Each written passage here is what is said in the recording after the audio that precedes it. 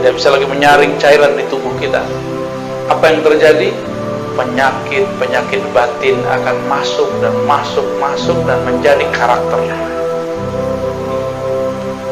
Maka hadirin hadirat yang dimuliakan Allah, qalbu ini sangat penting.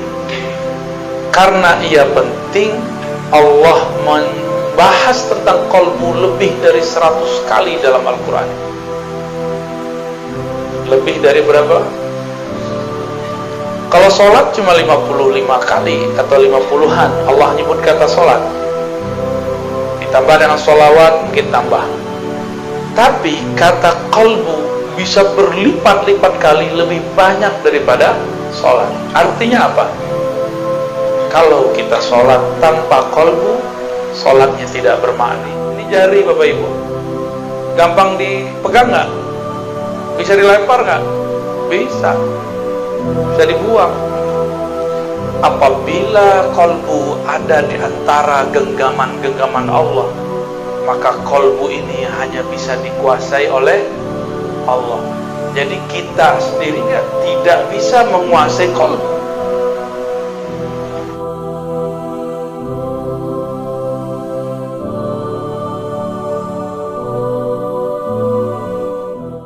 Untuk teman-teman yang menonton kajian ini, jangan lupa bersalawat kepada Nabi kita Rasulullah Muhammad SAW. Allahumma salli ala Muhammad wa ala ali Muhammad. Qalbu bahasa Arab artinya sesuatu yang berubah. Atau arti keduanya, qalbu adalah sesuatu yang elastis.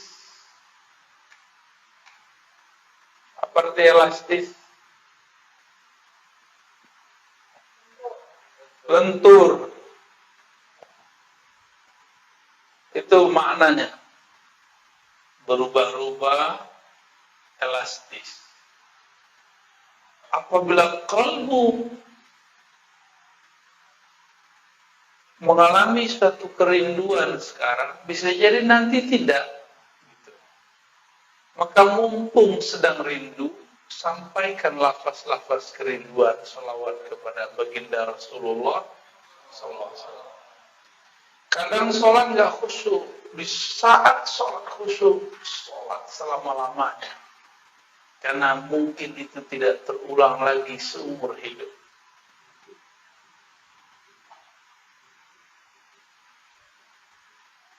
Tapi juga qalbu berarti sesuatu yang layyinah, yang halus, lembut, elastis. Apabila dia dibiarkan mengeras, dia menjadi tiada rasa, dia menjadi tidak peka, dia menjadi tidak bisa dirubah. Jadi ciri-ciri qalbu bermasalah, dia tidak bisa tersentuh oleh kalimat, tidak bisa merasakan getaran-getaran nama Allah. Itu namanya qalbu yang qaswah. Jadi qalbu kita ini kalau sudah keras, mirip kayak liver keras. Dia nggak bisa lagi menyaring, tidak bisa lagi menyaring cairan di tubuh kita. Apa yang terjadi? Penyakit-penyakit batin akan masuk dan menjadi karakternya. Maka hadirin hadirat yang dimuliakan Allah, qalbu ini sangat penting. Karena ia penting, Allah membahas tentang qalbu lebih dari 100 kali dalam Al-Quran. Lebih dari berapa? Kalau sholat cuma 55 kali atau 50-an Allah nyebut kata sholat. Ditambah dengan sholawat mungkin tambah. Tapi kata qalbu bisa berlipat-lipat kali lebih banyak daripada sholat. Artinya apa? Kalau kita sholat tanpa kolbu, sholatnya tidak bermakna.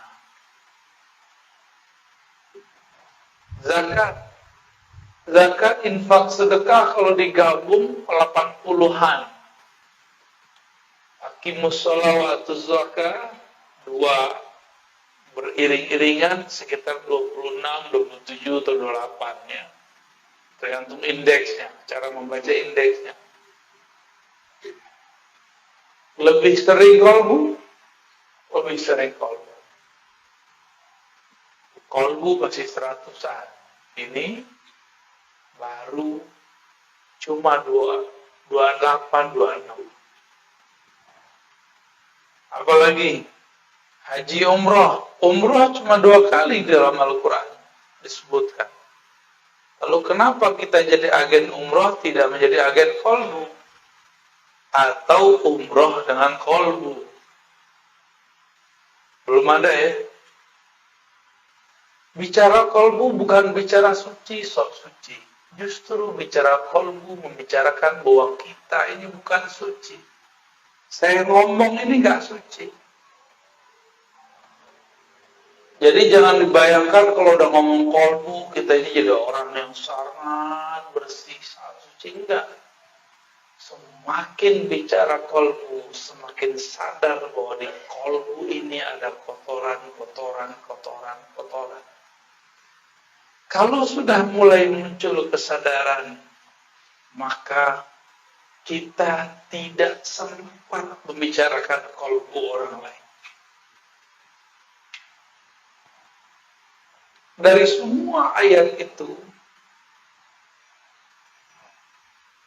ada yang paling dahsyat. Allah mengatakan tentang karakter-karakter yang gampang kita pahami dari sifat-sifat manusia. Pertama, karakter orang yang beriman. Orang beriman itu karakternya satu saja. Idza dzukirallah wajilat qulubuhum. Disebut nama Allah, kolbunya bergetar. Coba sebut nama Allah, Bapak Ibu. Allah gitu. Ada getaran nggak? Hah? Kayaknya enggak ya. Berarti nyebutnya nggak pakai idza dzukira. Dzukira bahasa Arab. Itu beda dengan zakara. Dzukira itu artinya disebut. Kalau zakara menyebut. Beda ya? Itu artinya talqin. Talqin zikir itu menjadi penting. Harus ada guru yang menyebut di depan kita. Maka ketika ada yang menyebut itu, nama Allah disebut-sebut di hadapan orang beriman. Lalu masuklah kalimah itu dalam kolbunya. Dan kolbunya bergetar, wajilat. Kenapa disebut wajilat? Apa arti wajilat? Wajilat artinya bergetar karena takut. Bergetar karena segan. Bergetar karena merasakan dahsyatnya yang punya nama. Itu wajilat. Bukan menjilat ya, beda ya. Wajilat. Al-wajlah yakni al-khawf. Al-wajlah itu rasa takut segan kepada Allah Subhanahu wa ta'ala. Sekolah tinggi-tinggi, umumkah, agamakah, tapi tidak ada sekolah untuk meninggikan nama Allah di kolbu. Oleh karena itu, walaupun kadang sudah doktor, sudah MA, sudah LC, sudah sarjana, sudah diploma, tapi kalau disebut nama Allah, biasa aja. Kenapa? Karena sekolah itu cuma untuk akal, sedangkan kolbu belum disekolahkan.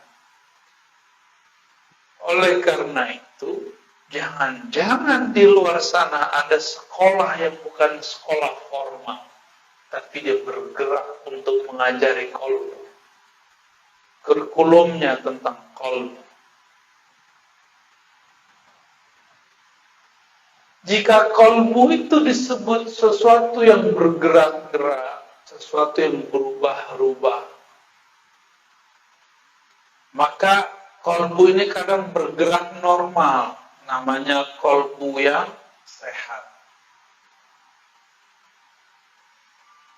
Disebut nama Allah, dia bergetar, geraknya normal.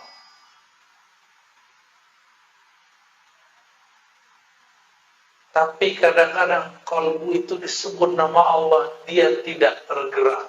Jangan-jangan di dalamnya tidak normal. Jangan-jangan di dalamnya ada penyakit. Ya.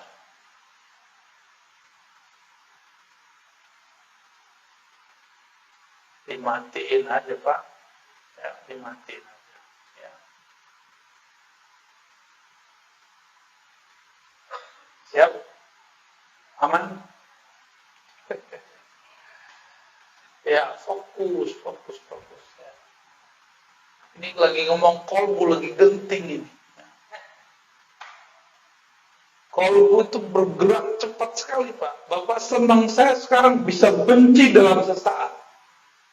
Bapak benci seseorang bisa senang dalam sesaat. Begitu cepat gerak di kolbu. Maka hati-hati bicara kolbu ini. Kolbu kalau sehat disebut Allah, dia bergetar. Tapi kalau tidak, dicurigai ada penyakit di dalamnya.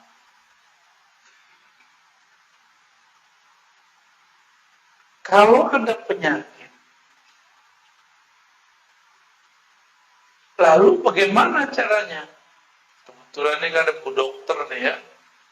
Kalau kita sakit, menurut Bapak ini, secara agama wajib berobat ya? Sakit fisik? Wajib. Kalau sakit kolbu wajib berobat nggak? Lebih wajib. Benar ya? Kalau sakit kolbu, wajib nggak berobat? Benar nih. Udah diobatin belum kolbunya? Sholatnya khusyuk nggak? Kalau enggak, berarti kolbunya ada masalah. Baca Qur'annya nikmat nggak? Jangan-jangan di lisan kolbunya ada masalah. Ada sariawan. Baca la ilaha nikmat nggak? Atau cuma mengikuti tradisi? Zikir la ilaha illallah, la ilaha illallah, la ilaha illallah. Itu sama kayak burung beo. Gak ada nikmatnya. Di sini makanan khasnya apa, Pak? Yang paling enak? Tempoyak. Durian yang sudah itu tuh. Yang sudah kematangan itu ya. Itu bahasa halusnya. Bahasa kasarnya yang sudah busuk. Tapi kalau diolah jadi enak ya. Oke. Bumbunya apa?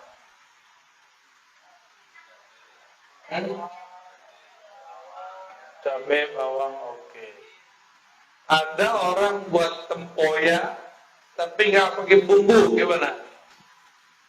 Dia sebut ini tempoyak loh. Kiranya kawan belajar lewat YouTube. Belajar lewat buku, begini cara buat tempoyak. Kita icip, rasanya nggak jelas. Dibilang tempoyak, bau, doyan busuk. Dibilang busuk, kok ada bawang-bawangnya. ada asam-asamnya. Kita nanya, ini siapa yang buat? Ternyata yang buat tidak pernah belajar kepada orang yang bisa membuat.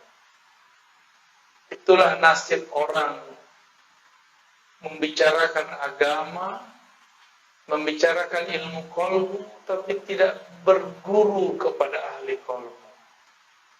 Dia berkata kepada orang, inilah agama, ternyata isinya tiada. Itu banyak hari ini. Itu banyak hari ini. Ingin menikmati la ilaha illallah, tapi tidak dengan teknik dan bumbu-bumbunya. Jadi bumbu la ilaha itu ada. Bumbunya istighfar. Penikmatnya apa? Yang bikin lezat, micin, tahu micinnya? MSG. Kalau kita masak tuh ada masako, apalagi tuh? Ajinomoto, jadi iklan ya. Itu bumbu-bumbu membuat nikmat. Sama-sama tempoyak, tapi jika bumbunya berbeda, yang buat berbeda, hasilnya beda. Oke, sekarang ada dua orang sama-sama pintar buat tempoyak. Bumbunya sama, rasanya tetap beda? Tetap beda. Itulah yang membuat kenapa ada orang tertarik dengan satu zikir si fulan, tapi tidak tertarik dengan zikir si fulan yang lain. Sebab cara mengolahnya berbeda. Ya.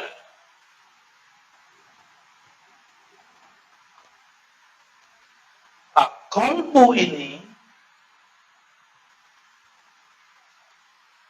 ia secara gerak digerakkan antara jari-jari Allah. Kita tidak tahu makna jari, kita serahkan maknanya kepada Allah. Tapi kalau disebut jari, ini jari Bapak Ibu, gampang dipegang nggak? Bisa dilempar nggak? Bisa. Bisa dibuang. Apabila qalbu ada di antara genggaman-genggaman Allah, maka qalbu ini hanya bisa dikuasai oleh Allah. Jadi kita sendiri tidak bisa menguasai qalbu. Bapak ini bilang, ibu ini bilang, saya hanya senang ini. Saya benci si fulan. Ternyata ketemu dia kita tersentuh. Bisa nggak begitu? Sering.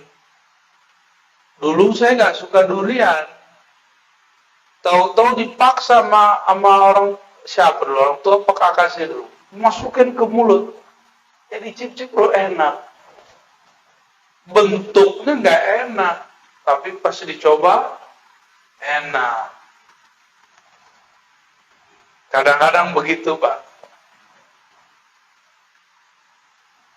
Tempoyaknya sudah enak. Beda koki, nggak masalah. Dibuat oleh ahlinya. Tapi lidah kawan sedang sariawan. Bisa nggak menikmati? Kalau dia mengatakan, kok nggak enak?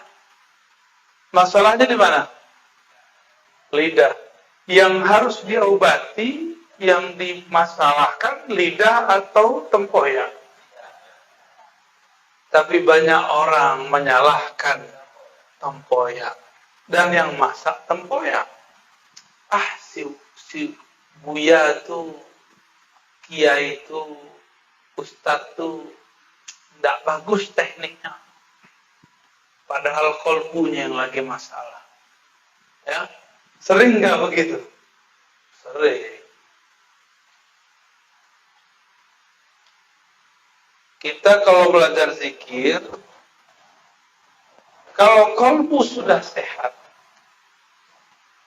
dia tinggal makan. Namun kolbu ini ada selera. Nih, air.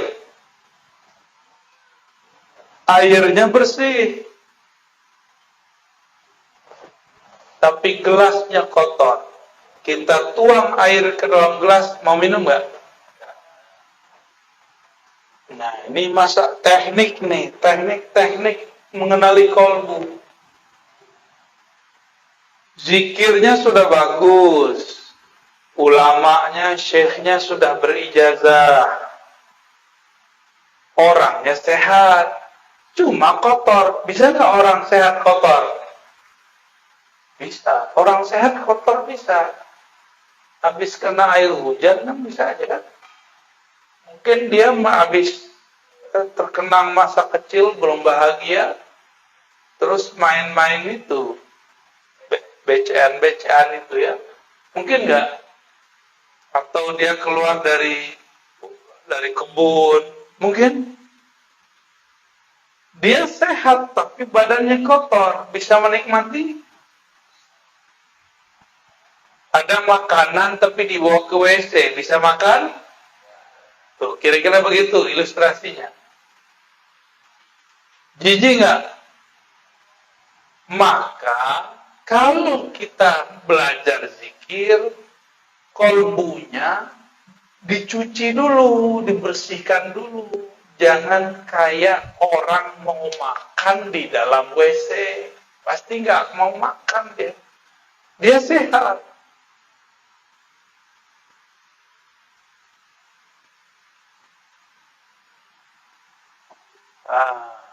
Airnya bersih, orangnya udah sehat, kolbunya udah sehat, tempatnya sehat. Yang menghidangkan jorok, gimana? Hilang selera, ya. Maka yang menghidangkan pun juga harus punya adab. Walaupun dia tidak sakit, cuma jorok. Coba kalau dia batuk, lagi loh. Wah, jangan corona nih ya. Atau cara megangnya, dipegangnya begini, nih, start. Gimana kalau begini? Nah, maka seorang yang mengajar pun dia punya adab. Dia punya adab. Paham ilustrasi begini?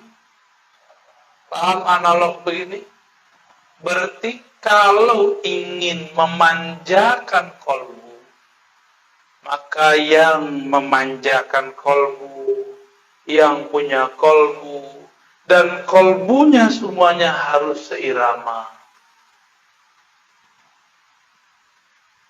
Jangan diajarkan di WC, jangan diajarkan di tengah keramaian, kecuali orang-orang keramaian itu sudah satu frekuensi. Jadi kalau kita jadi guru, jangan senang dulu orang minta talqin, santai dulu, itu ujian, ya. Jangan senang dulu orang minta ilmu ini, minta ini. Tidak semua permintaan harus diberi. Tidak semua ilmu harus diceritakan. Tidak semua rahasia dapat dibuka. Banyak rahasia-rahasia yang harus disimpan. Namanya rahasia, kalau dibuka masih rahasia nggak? Kalau kita bagi-bagi permata di tepi jalan, dikira apa? Kaca. Betul ya? Dihargai nggak? Habis diambil mungkin dilempar. Sama, kalau orang obral talqin zikir, lama-lama dilempar, ditinggal. Itu kejadiannya sama Nuh. zaman kalau orang tidak memberikan penghargaan ke dalam kolbunya. Itu yang terjadi. Maksud saya sederhana, Bapak Ibu. Kolbu ini spesial. Allah kalau ngajak ngobrol makhluknya, itu yang diajak ngobrol kolbunya.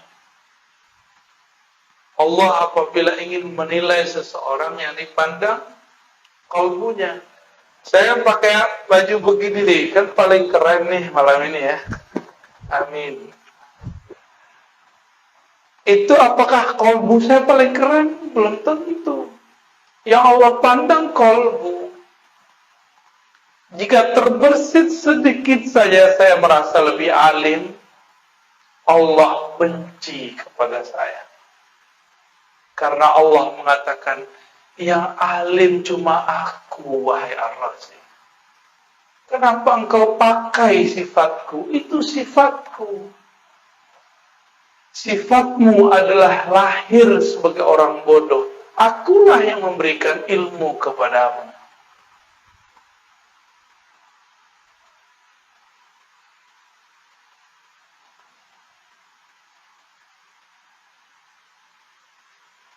Rasa nikmat zikir adanya mirip dengan kita kalau makan. Nah, ini pertanyaan nih Bapak Ibu. Kalau makan tempoyak, enak itu di tempoyak, di lidah, di piring, atau di orang yang nyajiin? Di lidah. Oke, coba makan di WC. Jadi nggak enak kan? Hidung naruh. Tempoyaknya enak. Tempatnya bersih. Orang datang. Makan. Makan semua. Mau nggak? Langsung berdiri kita. Nggak jadi makan. Ya.